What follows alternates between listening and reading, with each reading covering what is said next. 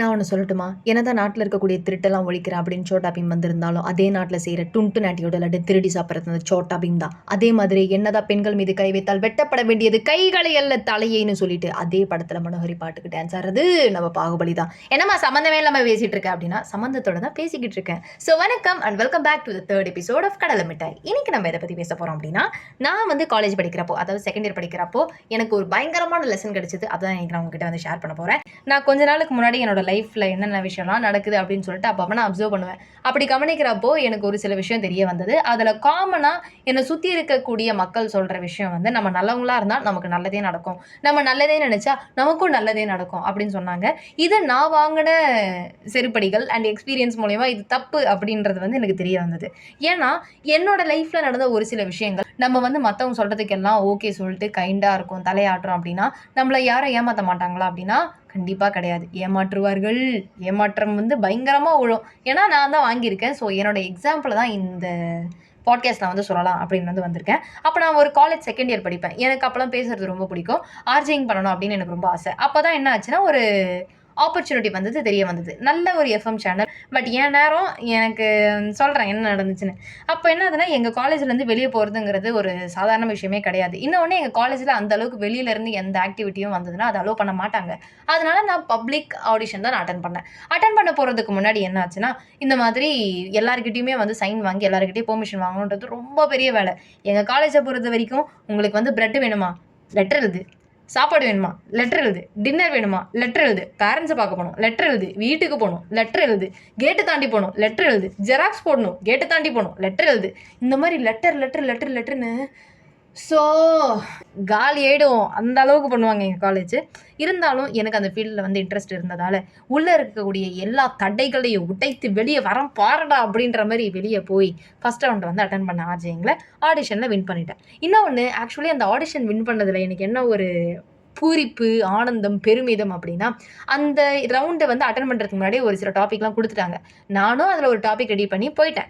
இருந்தாலும் அங்கே போனதுக்கப்புறம் அவங்ககிட்ட இருந்து இல்லை எனக்கு ஸ்பாட் டாபிக் ஒன்று கொடுங்க, நான் ஸ்பாட்ல பேசுகிறேன் அப்படின்னு சொல்லிட்டு அவங்ககிட்ட கேட்டு ஸ்பாட் டாபிக் பேசுகிறேன். அப்புறம் நான் அதில் வின் பண்ணிட்டேன்.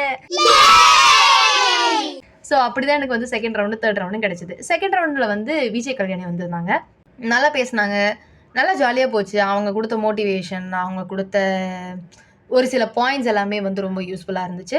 அண்ட் தேர்ட் ரவுண்ட் அதுதான் ரொம்ப ரொம்ப இம்பார்ட்டண்ட்டான ரவுண்ட். அது எப்படின்னா கம்ப்ளீட்டாக 30 மெம்பர்ஸை மட்டும் எடுத்தாங்க. அதாவது நம்ம சென்னையிலேருந்து நிறைய காலேஜஸ்லேருந்து பார்ட்டிசிபென்ட்ஸ் வந்திருந்தாங்க.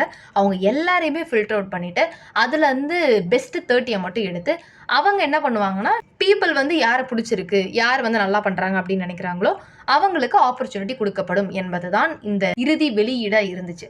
ஸோ நானும் அதில் போய் பார்ட்டிசிபேட் பண்ணேன். ஃபைனல் ரவுண்டில் பேசினேன். நான் பேசினது சினிமாவை பற்றி பேசினேன். எஸ், லாஸ்ட் ரவுண்ட்லேயும் என்னால் வின் பண்ண முடிஞ்சது. கொஞ்ச நாளில் நிறைய ஷோஸ்லாம் பண்ணுற மாதிரி இருந்தது. ஷோஸ் வந்து ஸ்டார்ட் பண்ணுறப்போ ஸ்டார்டிங்கில் எல்லாமே நல்லா தான் போயிட்டு இருந்துச்சு. லைக் நான் வந்து என்னோடய டாபிக்ஸ் எடுத்தது, நான் ஸ்டார்டிங்கில் பண்ண ஷோ வந்து வீக்கெண்ட் கெட்டவே அப்படின்னு ஒரு ஷோ பண்ணேன். எல்லாமே ட்ராவல் பற்றி, கம்ப்ளீட்டாக ட்ராவல் பற்றி இருக்கும். இந்த ஊரில் இது வந்து ஃபேமஸாக இருக்குது, நீங்கள் உங்கள் ஃபேமிலி கூட போய் பார்க்கலாம். இந்த ஃபுட்டு ட்ரை பண்ணலாம். இதே ஊரில் இதுக்கு பக்கத்தில் இந்த இடம் இருக்குது, இதை போய் நீங்கள் பார்க்கலாம். சப்போஸ் நீங்கள் ஃப்ரெண்ட்ஸ் கூட போனீங்கன்னா இதே ஊரில் இந்த இடம் வேணாம், இதுக்கு போய் பாருங்கள் அப்படின்ற மாதிரி வேரியேஷன் கொடுத்து அந்த டாப்பிக்கில் வந்து பேசணும். ஸோ அதை பற்றி தான் என்னோட என்டையர் ஷோவுமே இருந்துச்சு. நல்லா போயிட்டு இருந்தது. கிட்டத்தட்ட 10 ஷோ கிட்ட 18 ஷோ கிட்ட பண்ணியிருப்பேன் டோட்டலாக. ஸோ அப்போ தான் வந்து ஒரு விஷயம் இடிச்சுது. ஸ்டார்டிங்கில் அவங்க என்கிட்ட சொன்னது என்னென்னா, இந்த மாதிரி நீங்கள் ஷோலாம் பண்ணுங்கள், உங்களுக்கு ஸ்டார்டிங்கில் வந்து கொஞ்சம் ட்ரைனிங் மாதிரி இருக்கட்டும், போக போக வந்து நம்ம பட்ஜெட் ஃபிக்ஸ் பண்ணி அதுக்கேற்ற மாதிரி ஒர்க் பண்ணிக்கலாம் அப்படின்னு சொன்னாங்க. ஓ சரி சூப்பர் அப்படின்னு வந்து எல்லாரும் ஒத்துக்கினாங்க. நானா டே அது என் பேஷனு, நீங்கள் வந்து எனக்கு சம்பளம் கொடுக்கலனாலும் நான் வேலை பார்ப்பேன் அப்படின்றத வந்து மட்டத்தனமாக கேனத்தனமாக சொல்லிவிட்டேன்.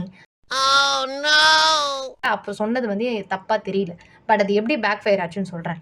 ஒரு 10 எபிசோடு கிட்ட எப்படியோ ஒரு 5 எபிசோடு 6 எபிசோடு கிட்ட பண்ணுறப்போ என்னாச்சுன்னா அவங்களே சொல்ல ஆரம்பித்தாங்க, நீங்கள் ஜாயின் பண்ணி 3 மாதம் ஆயிடுச்சு, இனிமேல் நாங்கள் வந்து your works will be getting recognised அப்படின்னு நம்ம சொன்னாங்க. ஓகே ஃபைன், சூப்பர், நான் பரவாயில்ல, நமக்கு வந்து சேலரி குடுக்குறாங்க, பிடிச்ச வேலை, சேலரி, இதுக்கு மேல எனக்கு என்னடா வேணும் அப்படின்னு சொல்லிட்டு, காலேஜ்ல எனக்கு வந்து செமஸ்டர் எக்ஸாம் வந்தாலும், இல்ல அங்க ஏதாவது இம்பார்ட்டன்ட்டான விஷயம் நடந்தாலும், நான் அது மேல ஃபோக்கஸ் பண்ணாம, கம்ப்ளீட்டா ரேடியோன்னு என் ஷோ மேல ஃபோக்கஸ் பண்ண ஆரம்பிச்சேன். அது எனக்கு சங்கோதர நேரம்னு எனக்கு அப்ப தெரியல. என்கிட்ட குடுத்துட்டீங்கல்ல, இனிமே பாருங்க, நான் இத எப்படி பண்றேன்னு பாருங்க அப்படின்னு சொல்லிட்டு, லீவுனாலும் வீட்டுக்கு போமாட்டேன். அந்த நேரத்துல போய் ஷோ பண்றது. இந்த மாரி என்னுடைய செயல், அது பேர் என்ன? உடல், பொருள், ஆவி மொத்தத்தையும் குடுத்து வேல பார்த்தேன். அப்பதான் ஒரு நாள் திடீர்னு திடுக்கிடும் தகவல் மாதிரி, நான் அடுத்த ஷோ வந்து பேசுறதுக்கு முன்னாடி, "அண்ணா இந்த மாரி வந்து 8 மாசம் ஆச்சு. வீட்லயே வந்து டிரான்ஸ்போர்டேஷன் கேட்குறாங்க. ஏன்னா இங்கருந்து சோழிங்கநல்லூர்லருந்து நான் நுங்கம்பாக்கம் வரணும்னா, அதுக்கே வந்து டிரான்ஸ்போர்டேஷனுக்கு ரொம்ப அதிகமாகுது. நான் அதுக்கும் பார்க்க வேண்டியது இருக்கு. அதனால எனக்கு கொஞ்சம் சேலரி குடுத்தீங்கன்னா, கொஞ்சம் அத வச்சு மேட்ச் பண்ணிக்க முடியும். அட்லீஸ்ட் இந்த டிரான்ஸ்போர்டேஷனுக்காவது, இந்த டிராவல் சார்ஜஸ்க்காச்சும் குடுத்தீங்கன்னா, எனக்கு கொஞ்சம் நல்லாருக்கும்." அப்படின்னு நான் சொன்னேன். சொன்னதுக்கப்புறம் என்ன ஆகுதுன்னா, திடீர்னு வந்து அமைதியாகுது. அதாவது என்னோட கால் எடுக்கிறது இல்ல. அடுத்த ஷோ இப்போ நான் வந்து டைம் சொல்லல. நான் வந்து கால் பண்ணாலும் எடுக்கல. அவங்க சைட்ல இருந்தும் கால் வரல. டெக்ஸ்ட்ல வந்து ரிப்ளை இல்ல. இந்த மாரி ஒரு வியர்டான சம்பவம் வந்து நடந்துச்சு. அப்பதான் எனக்கு வந்து புரிய வந்தது. அதாவது வீரன் தனக்கு பெரிய சங்கு ஊதியதை உணர்கிறார் அப்படின்ற தருணம் வந்து எனக்கு அப்பதான் வந்துச்சு. ஓகே. ஃபைன் அப்படின்னு சொல்லிட்டு நானும் என்னால அதுலருந்து ஈஸியா மூவ் ஆன் ஆக முடியல ஃபர்ஸ்ட்டு விஷயம். ஏன்னா, இது வந்து எனக்கு அவ்ளோ புடிச்ச ஒரு ஃபீல்டு. எங்க அப்பா எனக்கு 8,00,000 10,00,000 கட்டி இன்ஜினியரிங் படிக்க வைக்கிறாரு. ஆனா, நான் அதெல்லாம் வந்து "நீ போ, நீ வா" அப்படின்னு வந்து ஆர்ஜேயிங்ல வந்து நான் போனேன். இருந்தாலும் அவங்க இந்த மாரி ஏமாற்றியது வந்து நான் வருஷ கணக்குல என்ன அது கொஞ்சம் ஹர்ட் பண்ணுச்சு தான். ஸோ ஃபைனலி இதுலருந்து நான் என்ன சொல்ல வரேன் அப்படின்னா, நீங்க என்ன சப்போஸ் Instagramல ஃபாலோ பண்ணியிருந்தீங்கன்னா, என்னோட ரீல்ல ஆல்ரெடி நான் மென்ஷன் பண்ணியிருப்பேன். அதுல வந்து நீங்க கேட்டிருப்பீங்க. நீங்க சப்போஸ் எந்த கம்பெனிக்கு போறீங்க, எந்த வேலைக்கு போறீங்க அப்படின்னாலும், மேபி அது உங்களுக்கு ரொம்ப பேஷனேட்டா இருக்கலாம். இல்ல இப்போதைக்கு வீட்ல கேட்கறாங்க அப்படின்றதுனால சும்மா ஒரு வேலைக்கு போணும் அப்படின்றதுக்காக நீங்க போறீங்க அப்படின்னா, எப்படி நீங்க போனாலும் முதல்ல உங்களுக்குன்னு ஒரு அஃபிஷியலா ஒரு ஆஃபர் லெட்டர் வச்சு அதில சைன் பண்ணதுக்கப்புறம் உங்கள ஃபர்தரா வந்து மூவ் பண்ற மாரி பார்த்துக்கோங்க. ஏன்னா இந்த வாய் வழியா பேசுறது, ட்ரஸ்ட் குடுக்குற மாரி பேசுறது, நீங்க என்ன நம்புங்க, நான் இருக்கேன், என்ன நம்பி வாங்க அப்படின்லாம் வந்து ஸ்டார்ட்டிங்ல சூப்பரா பேசுவாங்க. அத வாழைப்பழம் மாரி பேசுவான் மேடம், யாரா இருந்தாலும் விழுந்துருவாங்கன்னுவாங்கல்ல, அந்த மாரி பேசுவாங்க. நம்மளும் என்ன பண்ணுவோம், ஆஹா! நல்ல மனுஷனா இருக்கான். இவங்களுக்கு போய் எப்படி ஏமாத்துறதுக்கு மனசு வரும்? இவங்க கிட்ட போய் நான் எப்படி காசு கேட்பேன் சொல்லு பார்க்கலாம், அப்படின்னு வந்து நம்மளும் போய் நிப்போம். ஆனா, சங்கு ஊதிய பிறகு தான் தெரியும், அது நமக்கே எழுதப்பட்ட பெரிய ஒரு மரணக்குழி என்று. ஸோ, அந்த மாரி நீங்க எதுலயுமே போய் விழுந்துராம, எத நீங்க மூவ் பண்றதா இருந்தாலும் அஃபிஷியலா, ப்ராப்பரா ஒரு மேனேஜ் பண்ணி கொண்டு போனீங்க அப்படின்னா, அது சரியான வேவா இருக்கும். ஜாபா பாருங்க. ஃபேமிலியா பாருங்க. ஜாப் இல்லன்னா, நமக்கு வேற ஆப்ஷன் இருக்கு. ஆனா, நம்ப ஃபேமிலிக்கு நம்ம இல்லன்னா, அவங்களுக்கு வேற ஆப்ஷன் இல்ல. கரெக்ட்டா தானே சொன்னேன்? எதுவும் உளறல? கரெக்ட்டா தான் இருக்கும். ஓகே. ஸோ, அதனால இத மைண்ட்ல வச்சுக்கிட்டு, கம்ப்ளீட்டா உங்களுடைய 100% எஃபோர்ட் ஈவன் அது உங்களுக்கு ரொம்ப புடிச்ச வேலையா இருந்தாலும், அதுக்கு குடுக்குறீங்க அப்டின்னா, அதுக்கு தேவையான ஊதியத்தையும் பெற மறவாதீர்கள். இத தான் நான் இந்த எபிசோட்ல வந்து சொல்லணும்னு நெனச்சேன். ஸோ, இன்னொரு பாட்காஸ்ட்ல நான் உங்கள வந்து மீட் பண்றேன். Until then this is Jamuna signing off. You are listening to the Kadala Mittai episode 3. Tata! By by.